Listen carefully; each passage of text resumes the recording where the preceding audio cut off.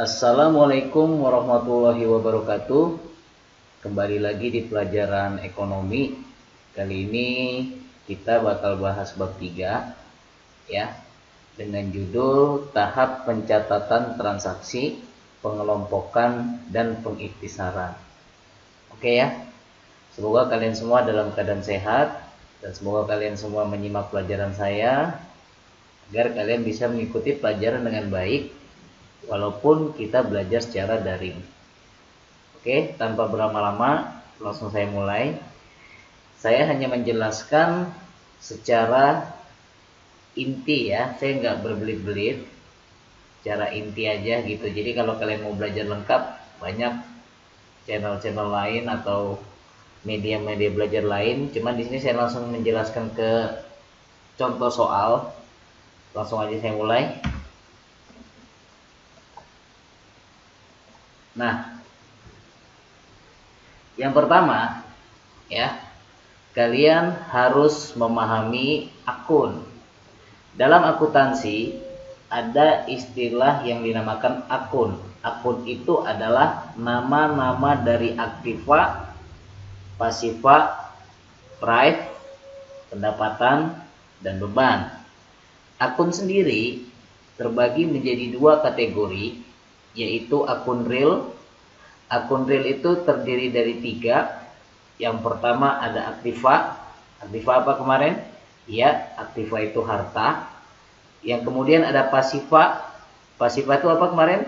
Pasiva itu sumber dari harta yang diperoleh oleh perusahaan. Dan yang ketiga ada prive. Prive itu adalah pengambilan pribadi. Ya, sebagai contoh kamu mengambil uang perusahaan. Si pemilik mengambil uang perusahaan, itu namanya prive ya. Di yang kolom coklat ini yang harus kalian perhatikan baik-baik. Aktiva itu jenisnya ada banyak, ada kas, piutang, usaha, kemarin udah saya jelasin ya. Perlengkapan, sewa bayar di muka. Nah, itu termaksud aktiva yang lancar. Tapi di sini nggak perlulah lancar atau aktiva tetap atau aktiva lancar, nggak perlu. Yang penting aktiva itu harta yang terdiri dari kas, piutang usaha, perlengkapan, sewa bayar di muka, peralatan, gedung, mesin, dan sebagainya. Pokoknya kalau dia itu berbentuk barang atau berbentuk harta, itu namanya aktiva ya, karena aktiva itu artinya harta. Berikutnya pasiva. Pasiva itu sumber atau dari mana kita memperoleh aktiva, atau dari mana kita memperoleh manfaat. Ada yang namanya utang usaha, ada yang namanya utang gaji, ada yang namanya modal, dan ada yang namanya pendapatan diterima di muka. Nah, apa itu pendapatan diterima di muka? Jadi pendapatan diterima di muka itu adalah ketika ya, kamu kerja, kamu udah dibayar duluan, tapi kamu belum mengerjakan pekerjaan itu. Itu namanya pendapatan diterima di muka. Jadi ini setara dengan utang ya. Misalkan gini, kamu tukang jahit, ada orang ngejahit baju, belum kamu kerjain tapi kamu udah dibayar. Nah, saat kamu mencatat transaksi tersebut kamu catat sebagai pendapatan diterima di muka, yang artinya kamu utang sama pelanggan kamu. Utang akan menjahitkan bajunya dia. Begitu ya. Yang ketiga adalah prive. Prive tadi pengambilan pribadi ya, mengambil uang perusahaan untuk keperluan pribadi, itu namanya prive. Nah, kalau di bab 3 ini ada yang namanya akun nominal, yaitu ada pendapatan. Nah, pendapatan itu apa? Pendapatan itu apapun yang kamu hasilkan dari usaha kamu itu sendiri ya. Pendapatan tuh ada macam-macam, ada pendapatan jasa. Jadi kalau kamu tukang cuci steam, ya pendapatan jasanya itu dari nyuciin steam motor atau mobil. Kalau pendapatan di luar usaha, berarti kalau kamu tukang cuci steam, pendapatan di luar usahanya itu berarti pendapatan bukan nyuci mobil, bukan nyuci motor. Misalkan begini, kamu punya cuci steam. Nah, di cuci steam itu kamu juga sekalian jualan minuman misalkan. Nah, minuman itu tergolong pendapatan di luar usaha. Pendapatan bunga. Pendapatan bunga itu adalah kalau kamu punya uang, uang itu kamu taruh di bank, lalu berbunga. Ada bunganya, kamu dapat bunga. Nah, itu namanya pendapatan bunga. Dan sebagainya. Itu namanya pendapatan ya. Nah, kalau beban, Beban itu, definisi dari beban adalah harta yang telah kita gunakan atau harta yang manfaatnya sudah kita gunakan, manfaatnya sudah kita peroleh. Itu namanya beban. Ya. Jadi kalau kamu beli pulsa itu adalah harta kamu. Begitu. Kalau pulsa kamu udah habis, berarti jadi beban pulsa. Paham nggak maksudnya? Contohnya gini, kamu tukang cuci steam, kamu kan pasti beli sabun tuh buat bersihin motor mobilnya kan. Nah, ketika kamu beli sabun, itu kamu dapat harta baru, yaitu sabun. Nah, tapi kamu kehilangan uang berupa kas, tapi kamu dapat harta baru namanya sabun. Nah, harta kamu nggak hilang, tapi nanti ketika sabun itu kamu pakai, habis sabunnya, nah sabun itu menjadi beban namanya. Jadi beban itu adalah yang sudah terpakai atau sesuatu yang manfaatnya sudah kita ambil, itu namanya beban. Ya, contohnya ada beban gaji. Misalkan kamu tukang cuci steam, kamu bayar gaji pegawai kamu karena mereka udah kerja. Nah, itu namanya beban gaji karena kamu sudah memanfaatkan tenaga mereka. Ada lagi beban listrik, kamu udah pakai listrik, ya kan? Ini kecuali token ya. Kecuali token, kalau token tuh berarti listrik dibayar di muka tuh harta, kayak pulsa berarti. Kalau beban listrik yang dimaksud di sini itu adalah listrik pasca bayar. Jadi kamu pakai listrik dulu baru kamu bayar. Terus beban keamanan. Misalkan ruko kamu itu dijaga keamanannya oleh satpam, terus kamu bayar ke satpam, itu namanya beban keamanan, beban reparasi dan sebagainya. Pokoknya segala sesuatu yang sudah kamu terima manfaatnya itu namanya beban. Oke? Paham ya sampai sini ya? Paham. Oke. Kalau udah kita lanjut ke slide berikutnya. Ini dia yang paling esensi. Analisis debit kredit akun. Ya. Jadi akun itu terbagi menjadi dua, akun real dan akun nominal. Akun real itu aktiva, pasiva, prive, dan akun nominal itu pendapatan sama beban. Nah, ini saya jadi satu nih. Lihat, saya jadi satu. Dan di sini ada saldo normal. Ya, ini debit kredit. Apa sih Pak debit kredit itu? Nanti kamu ngerti sendiri. Jadi aktiva itu, harta itu, saldo normalnya ada di debit. Jadi kas itu pasti di debit normalnya. Oke. Pasiva contohnya utang. Utang itu pasti di kredit. Ya. Prive itu ada di debit. Pengambilan pribadi, mengambil uang perusahaan itu ada di debit. Berikutnya lagi pendapatan tuh ada di kredit, ya. Dan yang terakhir beban itu ada di mana? Beban itu ada di debit, begitu ya. Nah, sekarang kalau harta bertambah atau aktiva bertambah, misalkan kamu nerima uang, berarti posisinya dia sama di debit seperti saldo normal. Jadi harta bertambah, saldo normalnya di debit, kalau bertambah di debit juga. Pasiva kalau normalnya di kredit, kalau saldonya bertambah di kredit juga. Prive normalnya di debit, kalau bertambah di mana? Di debit. Pendapatan saldo normal di mana? Di kredit, kalau saldonya bertambah di mana? Di kredit. Beban saldo normal di mana? Debit, saldo bertambahnya di mana? Di debit juga. Jadi saldo normal dan saldo bertambah itu sama. Ya, kamu hafalin nih, jangan sampai nggak hafal. Kalau saldo berkurang, itu sebaliknya. Harta yang tadinya debit jadi kredit. Pasiva yang tadinya kredit jadi debit. Prive yang tadinya debit jadi kredit. Pendapatan yang tadinya kredit jadi debit. Beban yang tadinya debit jadi kredit. Begitu ya. Sampai sini bisa dipahami nggak? Oke, kalau bisa saya pause sebentar. Oke, langsung saya ajarkan ke contoh soal nih ya. Ini kan tabel yang tadi. Oke, jadi aktiva debit, pasiva kredit, prive debit ya. Pendapatan kredit, beban debit ya. Kalau misalkan saldonya berkurang, itu sebaliknya berarti aktiva kredit, pasiva debit, prive kredit, pendapatan debit, dan beban kredit. Itu kalau saldonya berkurang ya. Di sini kamu perlu yang namanya analisis transaksi. Kamu harus jago menganalisa, kamu harus jago mengimajinasikan gitu loh. Itu yang harus kalian tahu. Nah, ini jurnal umum nih.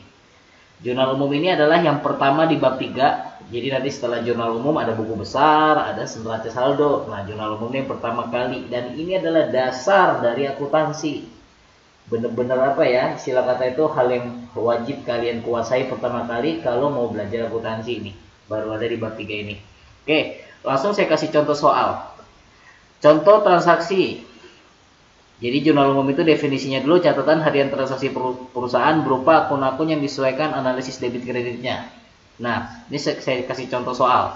Contoh transaksi, tanggal 1 Agustus 2020, Raka pemilik laundry menginvestasikan uang 30 juta dan peralatan laundry 15 juta sebagai modal awal. Nah, kalau kita pikir-pikir, berarti kalau kita mau buat analisis transaksinya nih, ya, kalau kita mau buat analisis transaksinya, analisis transaksi ini ya, berarti kan kas bertambah, ya kan? Betul nggak sih? Kas bertambah 30 juta. Kita lihat perusahaannya karena udah dikasih uang diinvestasikan 30 juta, berarti dapat kas 30 juta. Peralatan laundry, berarti kita tulis peralatan gitu ya. Kita tulis peralatan. Ini kayaknya nggak muat nih, digeser bentar ya. Oke, berarti peralatan bertambah 15 juta gitu ya. Terus apa lagi? Berarti modalnya bertambah. Nah, ya. Modalnya secara keseluruhan bertambah berapa? 45 juta berarti. Nah, sekarang saya tanya sama kalian. Kas itu termasuk apa? Kas itu tergolong harta atau aktiva, iya kan? Aktiva. Oke. Peralatan itu apa kategorinya? Aktiva juga. Oke. Modal itu apa kategorinya? Modal itu pasiva. Nah, sekarang kalau aktiva saldonya bertambah, tadi ada di mana? Sekarang kita lihat ke tabel ya. Aktiva kalau saldonya bertambah, berarti dia ada di mana posisinya? Debit. Oke, berarti ini kita tulis D. Nah, D itu artinya apa sih? Debit. Peralatan itu aktiva juga kan? Aktiva kalau bertambah di mana posisinya? Debit juga. Oke, berarti ini debit juga. Nah, begitu. Sekarang modal itu kategorinya apa? Modal itu pasiva kan? Ya, modal itu pasiva. Nih kamu lihat nih, modal. Pasiva itu adalah modal salah satunya. Dan modal tuh pasiva itu kalau bertambah di mana saldonya? Di kredit. Oke, di kredit betul. Berarti ini kredit begitu. Ya. Jadi kalau kita mau nulis ke jurnal umum, ini tabel yang di bawah ini namanya jurnal umum nih. Berarti kita tulis debitnya dulu. Oke, kita tulis debitnya dulu. Berarti kas. Ini nomor ref nggak usah diisi, kolom ref nggak usah diisi dulu. Berarti kasnya 30 juta. Nah, begitu. Oke. Apalagi peralatan. Oke, peralatan. Peralatan berapa? Di debit 15 juta. Ya kan? Dan yang ketiga apa? Modal di kredit kan? Kalau kredit kamu kasih spasi 7 kali. 1 2 3 4 5 6 7. Pokoknya agak menjorok ke dalam. Nggak mesti 7 spasi, yang penting agak menjorok ke dalam kayak paragraf. Kamu tulis modal, dia posisinya di kredit 45 juta. Paham nggak ke sini? Jadi kalau dipikir-pikir, debitnya totalnya 45 juta, kreditnya pun 45 juta, hingga harus balance begitu. Anak-anak, gak usah anak-anak lah teman-teman ya, anggapannya masih muda kan gitu. Oke, 45 juta tuh, ya, ngerti ya? Oke, kita ke soal berikutnya. Nih, misalkan. Ini saya turunin ke bawah dulu lah biar muat. Oke. Nah ini. 2 Agustus 2020. Dibeli perlengkapan 5 juta. Baru dibayar tunai 2 juta. Sisanya dibayar kemudian hari. Berarti kasnya berkurang, Pak. Nah. Kasnya berkurang 2 juta. Oke. Ya, apalagi? Oh, dapat perlengkapan, Pak. Perlengkapan bertambah. Bertambah berapa? 5 juta. Harganya 5 juta, baru dibayar 2 juta. Berarti kita utang. Ya nggak sih? Berarti utang usaha kita bertambah. Utang usaha kita bertambah berapa? 3 juta. Oke, sekarang kita lihat kas. Kas itu apa?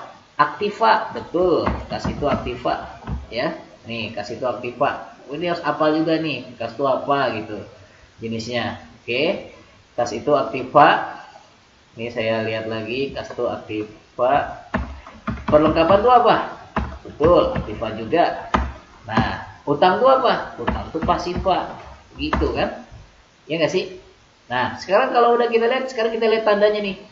Aktiva berkurang, kas kan aktiva berkurang, tandanya min. Berarti posisinya ada di kredit. Emang Pak? Lihat sendiri. Aktiva, saldonya berkurang, ada di mana? Ada di kredit. Oke, berarti itu tadi kredit tuh, ya. Perlengkapan, aktiva bertambah, ada di mana? Betul, ada di debit, gitu ya. Nah, utang usaha bertambah, utang usaha itu pasiva. Pasiva bertambah di mana tadi? Pasiva bertambah, saldo bertambah ada di kredit. Berarti ini di kredit nih. Nah, begitu. Oke. Kita ganti tanggalnya tanggal 2. Ini kan tanggal 2 ya. Tanggal 2, keterangan di sini kamu tulis debit dulu. Berarti apa dulu? Perlengkapan dulu yang kamu tulis. Perlengkapan 5 juta. Kalau kredit pakai spasi, jangan lupa. Nah, kas gitu ya. Di kredit 2 juta. Dan yang terakhir utang usaha. Nah, di kredit juga 3 juta. Jadi debitnya 5 juta, kreditnya juga kalau dijumlahin 5 juta. Ngerti nggak sampai sini? Ayo, ngerti nggak? Lanjut ya ke soal berikutnya ya. Oke, lanjut ke soal berikutnya nih. Tanggal 3 Agustus dibayar sewa ruko 12 juta ya. Oke, lanjut nomor 3 nih. Tadi ke pause bentar. Nih contoh nomor 3 ya.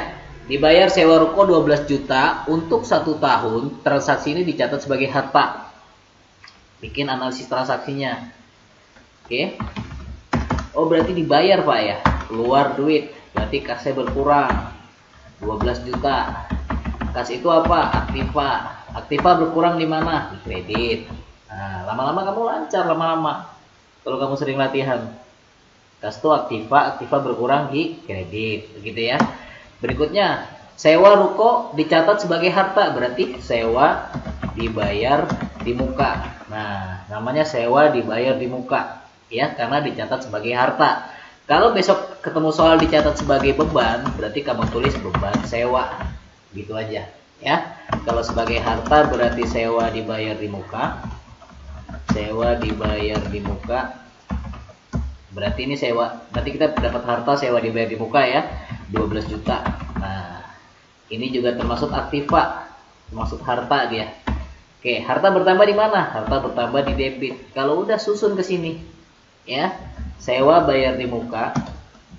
Sewa dibayar di muka dulu. Ingat, debit dulu yang ditulis. Berarti kan sewa dibayar di muka dulu dong.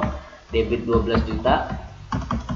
Debit 12 juta, kreditnya kas. Ingat kalau kredit agak menjorok dalam 7 spasi. Nah, kasnya di kredit 12 juta. Selesai begitu. Lanjut ke nomor berikutnya. Tanggal 10 Agustus dibayar pembuatan spanduk 200.000. Nah, pertanyaan saya nih, spanduk ini manfaatnya udah kita peroleh belum? Udah jelas ya. Manfaatnya udah kita peroleh dan udah habis. Dan spanduk itu nggak mungkin bisa kita jual lagi. Oke ya, jadi ini namanya beban spanduk.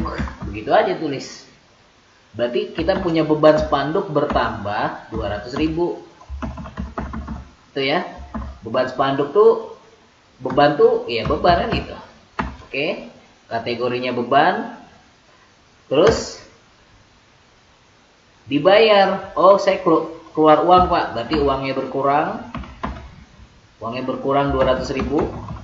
Kas itu apa termasuknya? Aktiva, gitu kan? Nah, sekarang beban spanduk bertambah nih, karena kita berarti beban kita bertambah kan gara-gara bayar spanduk gitu loh. Beban bertambah di mana? Beban saldo bertambah ada di mana? Ada di debit. Oke, betul. Berarti di debit tuh. Ini kita ganti dulu tanggal 10 gitu ya. Tanggal 10. Berarti kamu tulis beban spanduk ini berarti ada di debit posisinya. Kas, aktiva berkurang di mana? Di kredit, begitu ya. Oke, beban spanduk 200.000. Terus kas agak menjerok ke dalam ya. 200.000 juga. Tuh. Jadi paham ya, beban itu adalah uang yang kamu keluarin dan kamu sudah memperoleh manfaatnya. Dan dia udah habis langsung ya, tidak ada sisa. Ya, beda sama pulsa. Pulsa kamu beli nggak langsung habis, jadi itu masih jadi harta. Kalau udah habis baru jadi beban. Bisa bedain kan? Mana beban, mana bukan? Oke ya. Lanjut ke tanggal 8, ke slide 8 nomor berikutnya. Tanggal 13. Telah diselesaikan pekerjaan laundry 150.000 diterima secara tunai. Nah, tadi saya bilang, ini tukang laundry. Kalau dia dapat uang dari laundry, berarti kas bertambah dong. Kas bertambah 150.000. Ya kan? 50.000. Ini termasuk aktiva, kas itu. Aktiva bertambah di mana? Di debit. Nah, kalau kita dapat uang dari kerja utama kita, namanya apa tadi? Pendapatan jasa. Tuh, berarti pendapatan jasanya bertambah juga nih, ya. Pendapatan bertambah di mana? Kita lihat tabel. Oke, pendapatan bertambah di mana posisinya?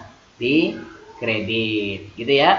Oke, berarti di kredit nih posisinya dia. Di kredit. Ini 150.000. Ini kategorinya namanya pendapatan. Pendapatan bertambah di mana? Di kredit. Oke, tulis sini tanggal 13. Kas dulu, debit dulu, ingat. Kas 150.000. Ya. Terus kreditnya pendapatan jasa. Tuh, pendapatan jasa. Nah, gitu 150.000. Oke? Bisa? Oke, tarik nafas dulu ya. Santuy dulu. Yang penting kalian bisa. Ulang-ulangin terus saya video saya, nanti kalian pintar pasti. Ya. Lanjut ke nomor berikutnya, tanggal 15. Telah diselesaikan pekerjaan laundry senilai 200.000, namun baru diterima tunai 75.000. Jadi kita nyuci baju orang harusnya dapat 200.000 nih, tapi baru dibayar 75.000. Berarti dapat uang 75.000, ya kan? Ini kategorinya apa? Aktiva gitu ya. Aktiva bertambah di mana? Debit. Nah, begitu. Ya. Terus berikutnya lagi. Karena belum lunas itu orang, berarti kita punya apa? Piutang usaha. Piutang usaha bertambah 125.000. Piutang itu apa sih? Piutang itu aktiva juga, harta kan? Nah, harta bertambah di mana? Harta bertambah di debit. Oh, ini kita dapat uang hasil dari pekerjaan utama kita, berarti pendapatan jasa.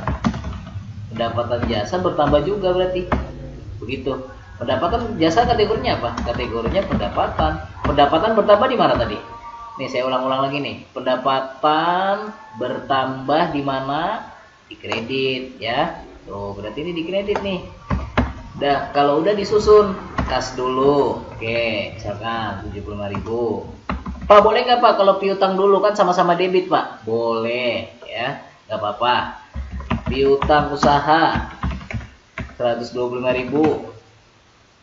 125.000. Terus berikutnya lagi pendapatan jasa karena kredit agak masuk ke dalam. Nah, pendapatan jasa. Berarti total dapat duitnya berapa nih? Total dapat pendapatannya 200.000 ya. Tuh, begitu. Nah, paham sampai sini? Paham? Oke, kalau udah paham lanjut. Berikutnya dibayar iuran keamanan dan kebersihan. Sebenarnya kalian nggak perlu pakai ginian sebenarnya. Analisis transaksi ini nggak perlu sebenarnya. Kalau kalian udah lancar, kalian bisa langsung isi tabel tanpa harus membuat analisis transaksi. Tapi buat kalian yang belum terbiasa, saya sarankan buat dulu aja analisis transaksinya, biar kalian gak kagok, begitu ya. Kalian kan belum hafal tabel, jadi buat aja dulu analisis transaksinya. Tapi kalau kalian, Pak, saya udah pinter, saya udah jago, gak pakai analisis transaksi, gak apa-apa kan, Pak? Gak apa-apa, monggo-monggo aja, silahkan, begitu ya. Oke, lanjut, kita ke nomor berikutnya, tanggal 18. Dibayar iuran keamanan dan kebersihan 100.000. Berarti kalau kita buat analisis, nah ini dibayar, kita udah memperoleh manfaatnya belum? Udah dikasih keamanan, udah dikasih kebersihan, berarti beban nih. Beban, keamanan dan kebersihan, gitu ya. Kebersihan bertambah, beban kita bertambah kan? 100.000. Kategorinya beban bertambah di mana? Di debit. Lihat lagi nih, beban bertambah di mana? Palin. Beban saldo bertambah di mana? Debit. Oke, gitu ya. Nah, terus bayar, ngeluarin duit, Pak. Oke, berarti uangnya berkurang kan? Uang berkurang 100.000. Uang itu apa? Aktiva. Aktiva berkurang di mana? Di kredit. Itu apalin begituannya. Oke ya, jadi tulis nih beban keamanan dan kebersihan 100.000. Oke, 100.000. Terus kreditnya kas, Pak, 100.000 juga. Tuh, gitu ya. Oke, paham sampai sini semua? Oke, 3 soal lagi. Tanggal 22 diterima pelunasan atas transaksi tanggal 15. Sorry, yang tanggal 20 dulu nih. Tanggal 20 Agustus dibayar utang atas pembelian perlengkapan pada tanggal 2. Emang tanggal 2 kita utang berapa? Tanggal 2, mana tanggal 2? Nih, tanggal 2. Dibeli perlengkapan 5 juta, baru dibayar 2 juta, sisanya dibayar kemudian hari. Utangnya berapa utangnya nih? Utangnya 3 juta. Ya kan? Sekarang kita ceritanya bayar utang. Dibayar utang atas pembelian perlengkapan tanggal 2. Ya udah, buat analisisnya. Oh, berarti utang saya berkurang. Utang berkurang. Ya kan? Utang berapa tadi? 3 juta. Utang itu apa? Pasifa. Pasifa berkurang di mana? Di debit. Nih, lihat nih. Mana tabelnya? Pasifa berkurang di mana? Debit. Apalin itunya. Oke ya, saya udah beratus sekali ngomong nih, apalin. Ini tanggalnya ganti dulu 20 lah gitu. Oke, terus bayar utang, ya ngeluarin duit dong, berarti kasnya berkurang gitu ya. 3 juta. Tuh. Kas itu apa? Aktiva. Aktiva berkurang di mana? Di kredit, gitu ya. Apalin itunya, ntar lu jago sendiri pasti. Oke. Kalau udah tulis ini, ingat debit dulu yang ditulis, berarti utang usaha dulu. Di debit 3 juta nih. Oke, 3 juta. Terus kreditnya kas ya. Oke, kas sama 3 juta juga. 3 juta. Nah, begitu teman-teman. Paham ya? Paham gak nih? Ada pertanyaan nggak? Nanti aja di komen kalau mau tanya, atau nanti kapan-kapan kalau kita meeting ditanya deh ya. Oke, nomor 12. Slide 12 maksudnya.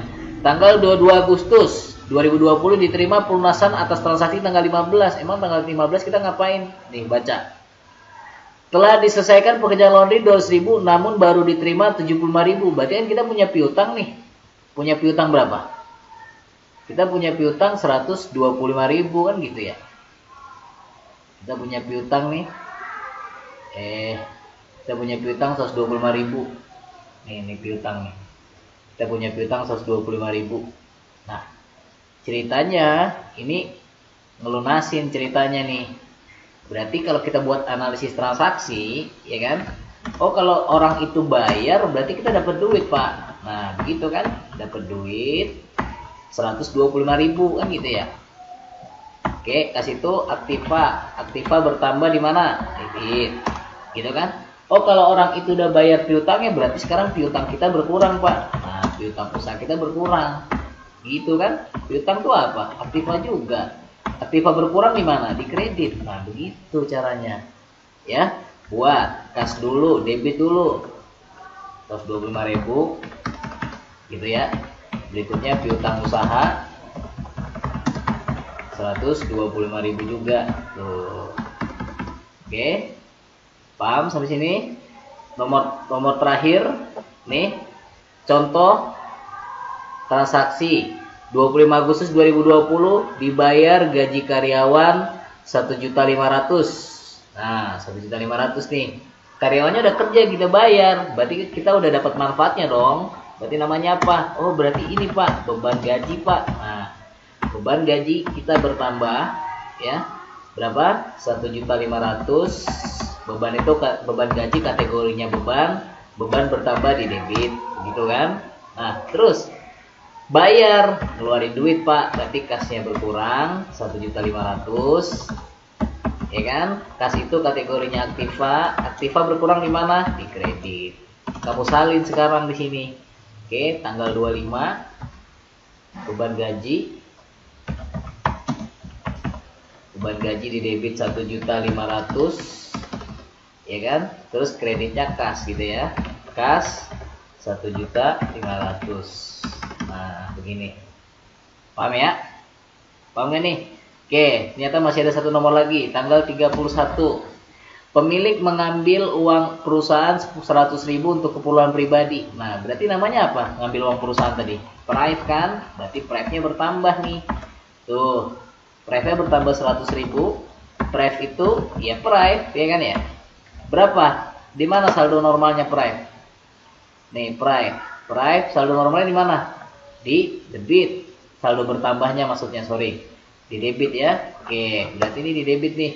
Debit gitu ya. Kok priva sih? Priva gitu ya. Oke. Kalau ngambil uang perusahaan berarti uang perusahaan berkurang dong. Kas berkurang 100.000 gitu ya. Kas itu apa? Aktiva, oke. Aktiva berkurang di mana? Di kredit. Oke ya, begitu ya. Nah, kalau udah bikin prive dulu. Prive di debit nih 100.000 karena prive yang di debit, berikutnya baru kas 100.000 sini. Nah, oke, cukup sampai sini dulu ya. Nanti kalau misalkan memang banyak komplain atau nanti saya periksa tugasnya gitu, kalau misalkan banyak yang salah-salah, nanti kita meeting, saya bakal membuat tanya jawab lah, nggak ngerti di mananya ya. Saya rasa kalau kamu ulang-ulang video ini terus pasti kamu ngerti. Gitu aja dulu. Sampai ketemu minggu depan. Nanti bersamaan ini ada tugas, nanti kamu cek aja Microsoft Teams-nya. Saya kasih tugas ya 10 nomor cukup lah ya, atau 20 nomor lah sekalian. Tugasnya saya kasih waktu yang lama. Oke, cukup sekian. Terima kasih telah menyimak. Semoga bermanfaat buat kalian dan semoga kalian cepat ngerti. Itu aja ya. Assalamualaikum warahmatullahi wabarakatuh.